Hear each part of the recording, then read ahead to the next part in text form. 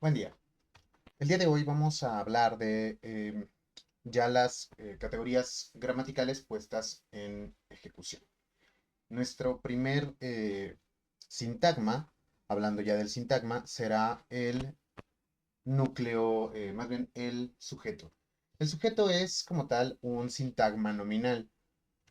Eso significa que es una frase compuesta por al menos una palabra la cual será forzosamente un nombre o una palabra que funcione como nombre. En este sentido, tendremos los sustantivos en primer lugar y también pueden encontrarse otro tipo de palabras como los adjetivos que estén sustantivizados, los pronombres, verbos deverbativos que funcionen como sustantivo o alguna otra categoría gramatical que pueda funcionar como un sujeto, o sea, como un sustantivo.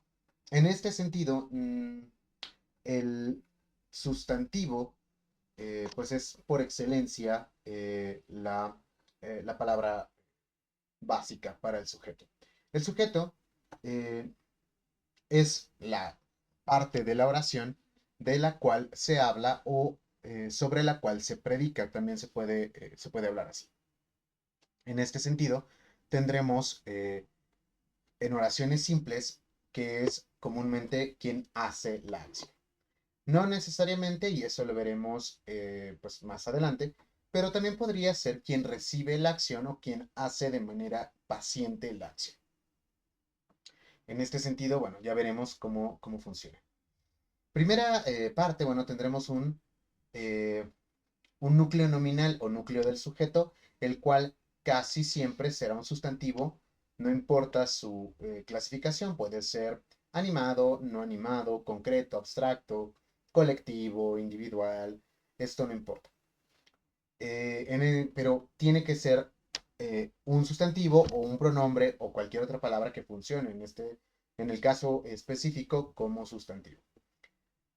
Cuando yo digo mañana nosotros vamos a ir al volcán.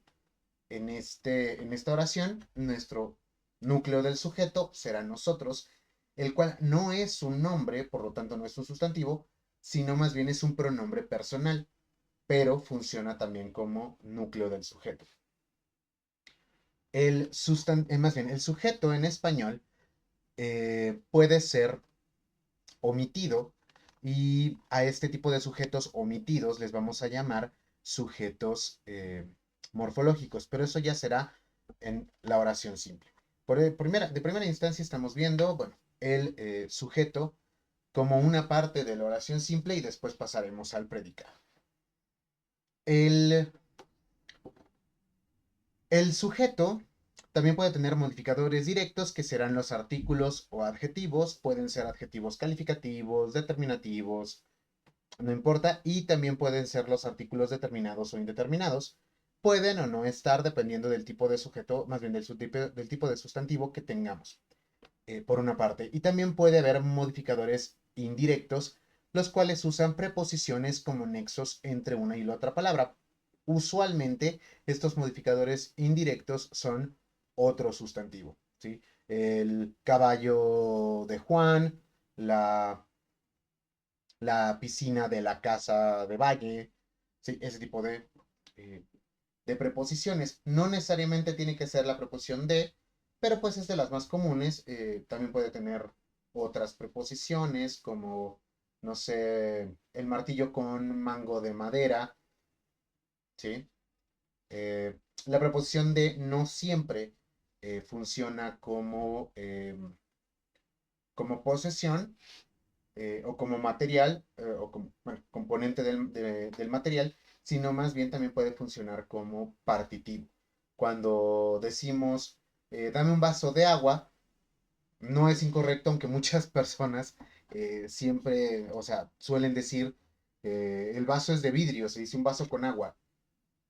No necesariamente porque esa preposición de no está funcionando en ese contexto como el material que está hecho el vaso, sino más bien el partitivo quiero solamente un vaso de agua, o sea, la medida vaso, no quiero una jarra, no quiero una gota, quiero un vaso, ¿sí? La medida. Eh, y bueno, también tendremos la aposición, que es una yuxtaposición. No es necesariamente una modificación indirecta, sino que a partir de un modificador indirecto se quita la preposición o se quita el nexo y ya con eso, bueno, ya se hace la modificación, ¿sí? Se hace algo relativo, ¿no? A ellos, a las cosas. Por ejemplo, eh,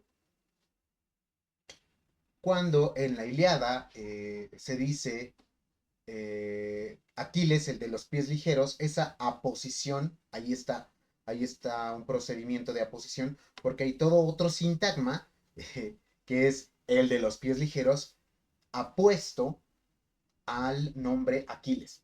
Este tipo de dicho es una figura retórica que se llama epíteto y es común encontrarla en textos antiguos. También se encuentra en la Biblia cuando dicen Jesús el Nazareno o Simón el Pescador. ¿Sí? O sea, son aposiciones. En este sentido, bueno, esas serán las partes del sujeto. No tendremos otras. El sujeto es importante, pero no es la parte más importante de la oración simple, aunque siempre está. Morfológico o explícito, pero está. En otros contextos, aunque no esté dicho, aunque esté morfológico o implícito, como se llama, eh, vamos a encontrar que aún así está más importante o es más importante tener una frase verbal, o sea, el predicado. Tendremos justamente tipos de sujeto, los cuales serán varios tipos, ¿no? Tendremos, como ya lo mencioné, el expreso o explícito cuando se dice concretamente en la oración. En este ejemplo, los estudiantes están muy emocionados por las clases presenciales. El sujeto de la oración es los estudiantes. Puede también ser tácito, omitido o implícito. Se sobreentiende, como por ejemplo, compraremos un pastel por el cumpleaños de Julio. En el verbo compraremos se entiende que pues ya se está conjugando para la primera persona del plural, por lo tanto es nosotros.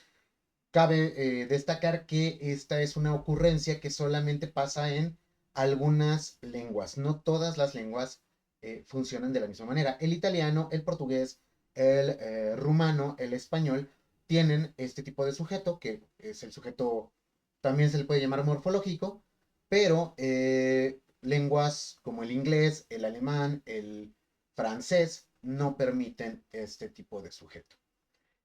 También tendremos el sujeto impersonal, que pues no se está hablando de alguien en concreto, no se puede determinar quién fue, por lo tanto se usan estructuras en tercera persona para demostrar que es impersonal. Tocaron la puerta de la casa muy tarde, no se sabe quién es, ¿sí? O sea, si yo estoy contando este chisme, pues no estoy especificando. Y también se ocupa muy constantemente cuando hablamos de el verbo haber. El verbo haber, en teoría, es conjugable de manera únicamente eh, impersonal cuando se está hablando de la existencia o presencia de algo o alguien en un lugar.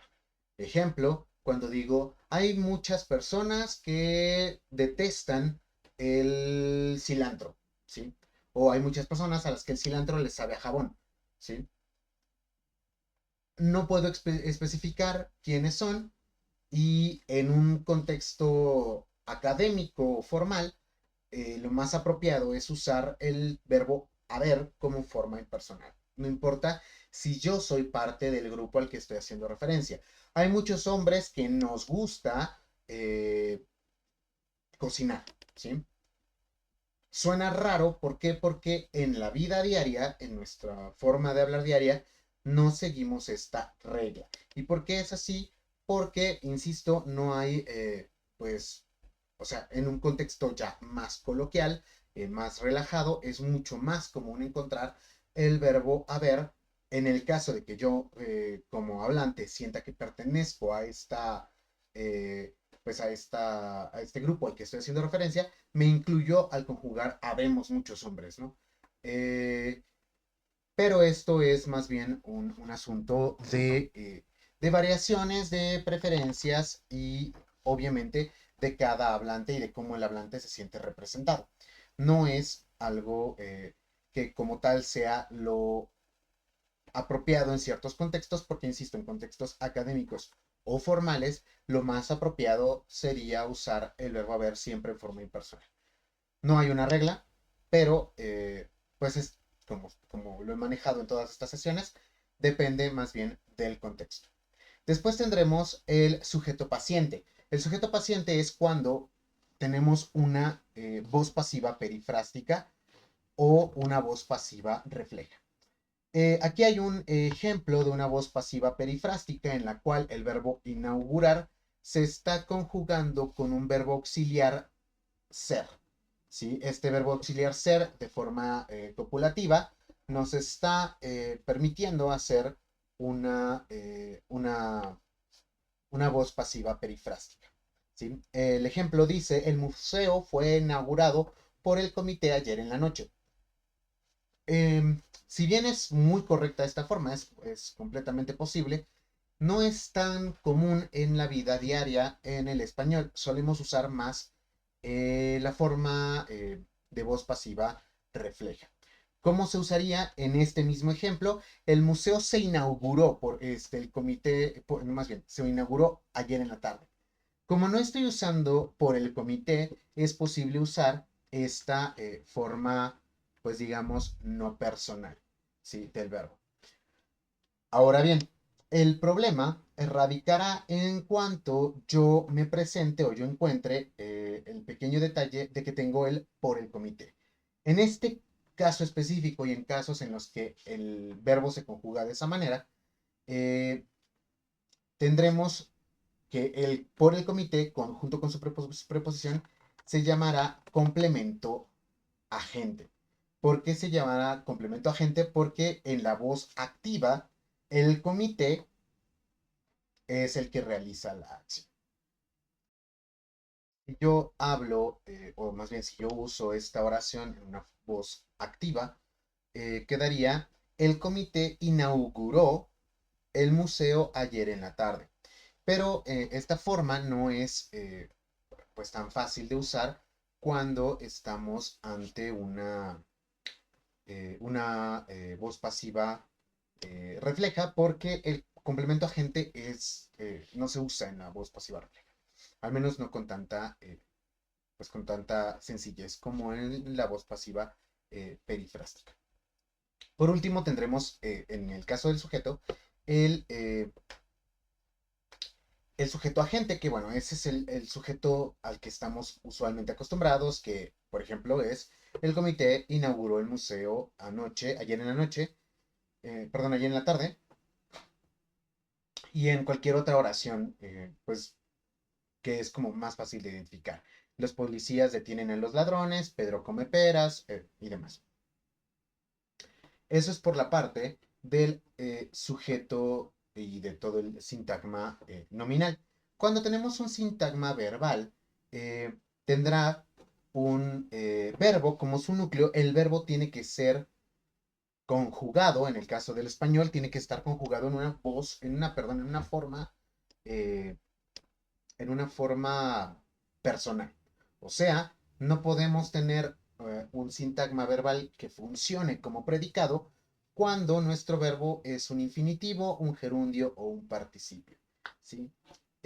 Al menos no va a funcionar como un predicado completo, sino que probablemente será parte de alguna perífrasis o, en su caso, de alguna oración compuesta. El verbo entonces será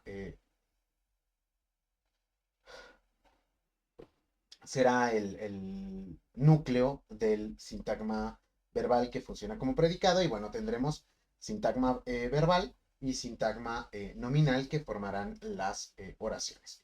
Esto es donde se dice algo, pero también los predicados serán distintos dependiendo pues de cada oración y de cómo nos estemos comunicando y de lo que querramos comunicar, ¿no? Entonces, bueno, el verbo conjugado tendrá, obviamente, como ya se ha hablado, la persona, el número, el tiempo, modo, aspecto y demás características que tiene el verbo. Entonces, eh, como aquí, como ya lo mencioné, para que exista una oración se necesita un verbo conjugado y no puede usarse una forma no personal, infinitivo, gerundio y participio, porque está fuera de este uso. En este caso, tendremos dos ejemplos, los cuales pues, nos ayudarán a comprender de mejor manera cómo funcionan estos sintagmas. El primero es Juan cena pollo con ensalada. Tendremos el sujeto, que es Juan, y esa es todo el sintagma o frase nominal, porque pues no tiene ningún modificador. Eh, y luego tendremos cena, que va a ser nuestro núcleo del predicado, el cual es toda la frase desde cena hasta ensalada. Juan cena pollo con ensalada, pues es entonces toda la oración. Y si la analizamos un poco más, pollo con ensalada será entonces el objeto directo de la oración, que también es otro sintagma nominal dentro del predicado. Eh, como podemos darnos cuenta, cena está conjugado en una forma personal. Responde a la tercera persona del singular del presente de indicativo, o sea, Juan en este caso, que es él. Él cena pollo con ensalada. ¿Sí? Presente de indicativo, porque pues, estamos usando la forma, una forma, más bien un modo en el cual la acción es concreta y no hipotética, porque si fuera presente de subjuntivo usaríamos cene y si fuera una forma no, más bien, perdón, si en indicativo, que estamos diciendo que es indicativo, usáramos otro tiempo verbal, pues entonces, si usamos, por ejemplo, pretérito, sería cenó, si usamos futuro, sería cenará, y tendremos otras formas, como las formas compuestas, habrá cenado, habría cenado, ha cenado, ¿sí? Y pues más, ¿no? Y luego tendremos otro sujeto donde el sujeto es un poco más extenso porque tiene varios modificadores. Primero, bueno, la antigua mesa de madera será todo nuestro sujeto, cuyo núcleo es mesa, es la palabra más importante, es la palabra alrededor de la cual todo lo demás orbita. Tendremos un modificador indirecto que es de madera, en este caso, pues introducido por la preposición de. Luego tendremos un modificador directo que es la, que el cual no está introducido por ninguna preposición, es un artículo determinado, femenino singular. Y luego la palabra o el adjetivo antigua, que también es un modificador directo y el cual también es eh, femenino singular. Por última parte, usaremos o tendremos el predicado, el cual pues tiene el verbo estar, está, que en este caso está funcionando como un verbo copulativo, y desvencijada. ¿Sí? El asunto de desvencijada es curioso. ¿Por qué? Porque desvencijada viene del verbo desvencijar. Este, esta palabra en este contexto específico, desvencijada, o más bien está desvencijada, no está funcionando como verbo, está funcionando como adjetivo. Lo vamos a llamar adjetivo deverbativo porque proviene de un verbo, pero como nos podemos dar cuenta, incluso coincide en género y número, o sea, femenino singular, con nuestro núcleo. ¿Cómo sé entonces que pues toda esta oración es una oración copulativa? Porque precisamente nuestro predicado tiene un predicado nominal, el cual está introducido, o más bien está conectado por un verbo copulativo y nos está dando esta unión y esta, digamos, concordancia. Ahora bien, ¿cómo sé que es un verbo copulativo? O cómo puedo darme cuenta, porque los verbos copulativos van a funcionar como signos de igual. Si yo digo la antigua mesa de madera igual a desvencijada, pues entonces puedo entender que el verbo copulativo está funcionando de esta manera. ¿Sí? Bueno, los modificadores serán problemáticos en cuanto al sustantivo. En este sentido, perdón, en cuanto al, sí, al sustantivo y en cuanto al verbo. También el verbo tiene modificadores, pero estos serán complementos, se van a llamar complementos, ¿sí? El predicado, pues será un poco más complicado que el sujeto cuando nos acercamos o cuando tratamos de ver cuál es su uso en el día a día. En esta imagen podemos observar, eh, más bien, bueno, aquí estará la explicación de los, como tal, de los predicados y de los sintagmas verbales. Como tal, el núcleo verbal pues será la acción que realiza el sujeto y puede, el verbo conjugado, como ya lo mencioné, puede ser simple o compuesto, que bueno, tendrá algunas distintas reglas donde tendremos verbos auxiliares y verbos auxiliares o principales, ¿sí? Después tendremos los complementos, ¿sí? Los complementos tendrán que ver, bueno, o serán estas partes modificadoras de los predicados y las cuales tendrán pues diferentes usos o diferentes reglas.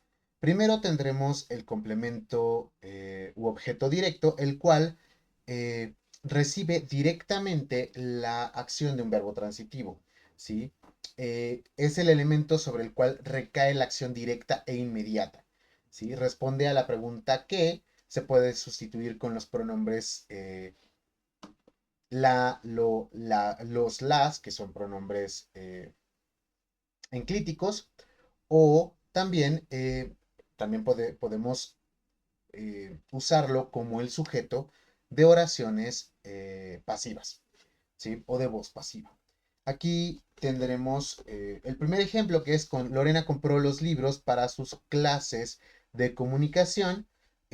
Responde a la pregunta que compró Lorena, los libros, y también se puede usar como enclítico, Lorena los compró, y también podríamos decirlo en voz pasiva perifrástica, los libros para las clases de comunicación fueron comprados por Lorena, ¿sí?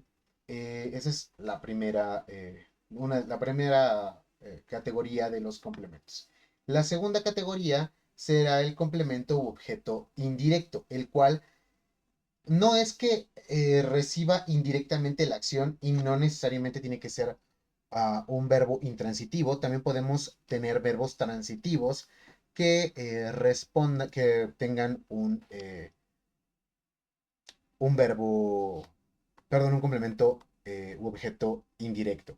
Va a responder a las preguntas a quién y para quién o a qué y para qué, en el sentido de a que recibe y se sustituye con los pronombres le, les y se. También se puede usar para sustituirlo por pronombres de otras personas. Esta es la tercera persona, pero también puede usarse para la segunda o para la primera persona, tanto con sus singulares como con sus plurales. Organizaré la fiesta de cumpleaños para Vania. eh, y aquí, de hecho, este ejemplo, organizaré la fiesta de cumpleaños para Vania, es un verbo, de hecho, transitivo, que organizaré la fiesta de cumpleaños. ¿Para quién? Para Vania. ¿Sí? Entonces, o le organizaré una fiesta y aquí podría usarse de todas maneras a Vania. ¿Sí? Por último, bueno, tendremos el complemento agente, que es quien realiza la acción de la voz pasiva, como ya lo mencioné, y va a tener la preposición por la mayoría de las veces, aunque también puede usarse de, como aquí lo dice, pero es muy poco común. Escuché,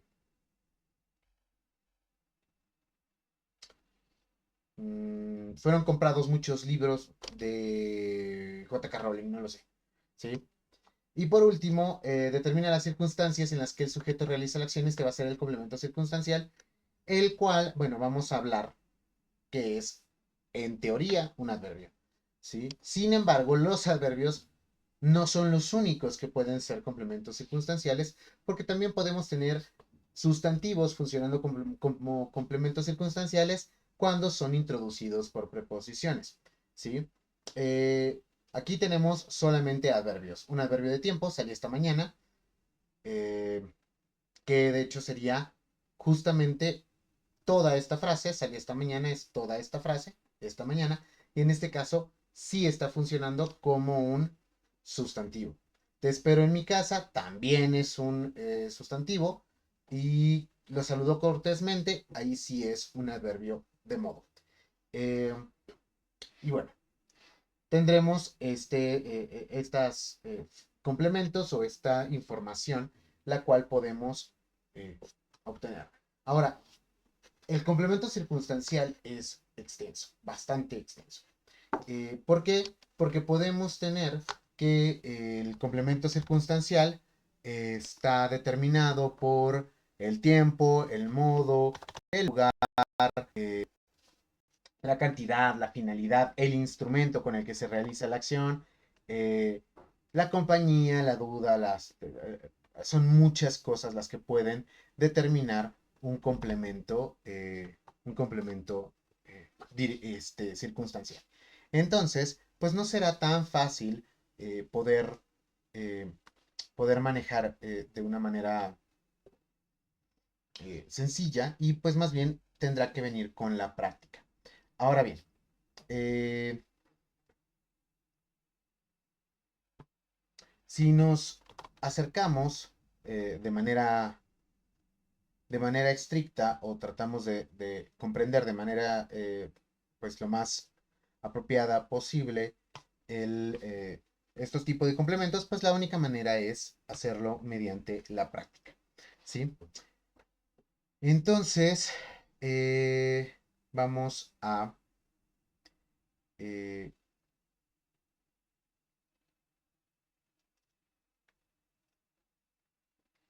a cambiar un poco aquí para poder ver otra pantalla, en la cual vamos a poder hacer algunas prácticas. ¿Sí?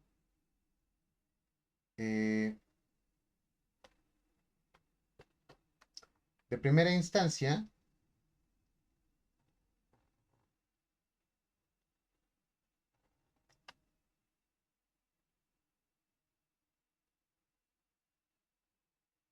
mmm,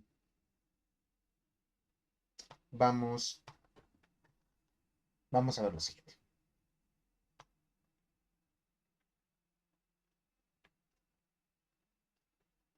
Entonces, vamos a introducir aquí una pequeña oración, ¿m? La cual, pues dirá, no sé, José, eh, José, vamos a poner un poco esto más grande.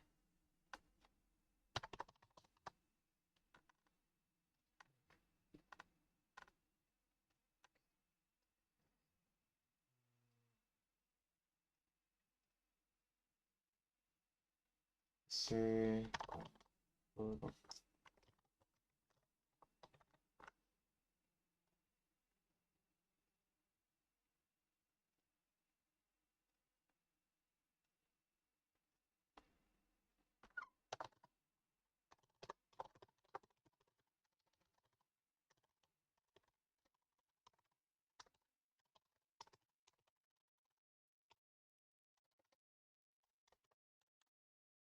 Ok, en esta oración, de hecho vamos a poner un poquito más al centro. eh,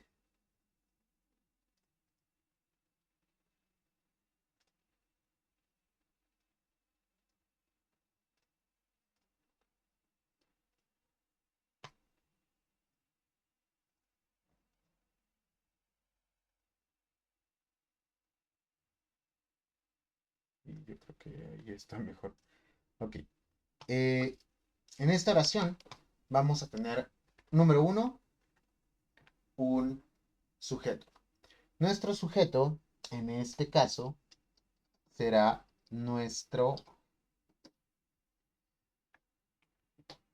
pues nuestra persona a la cual realiza la acción. En este sentido, tenemos eh, a José, ¿no? Sí, José.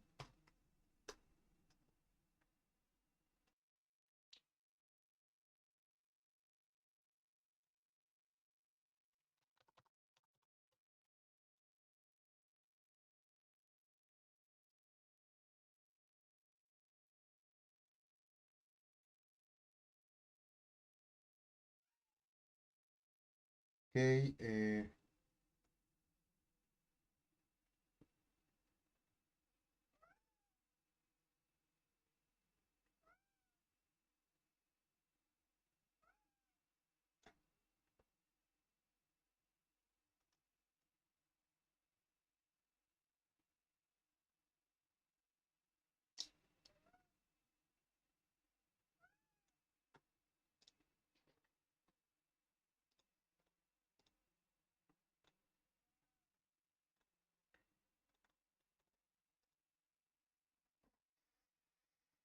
ok.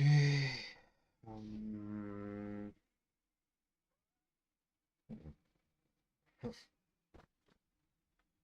que no me está dejando. Entonces, ahí está. Bien, ahora sí. Entonces, José será nuestra, ahora sí que nuestro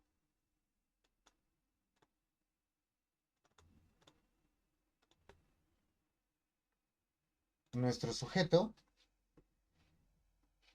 Vamos a ponerlo de color un poquito rojo, con una línea un poco más bien, tendrá que ser este, este. Ese va a ser nuestro sujeto, ¿sí? Este es nuestro sujeto, es José, mientras que después tendremos nuestro predicado. Nuestro predicado entonces será eh, toda esta frase de aquí, ¿sí? Toda esta frase, la cual vamos a manejarla hasta acá,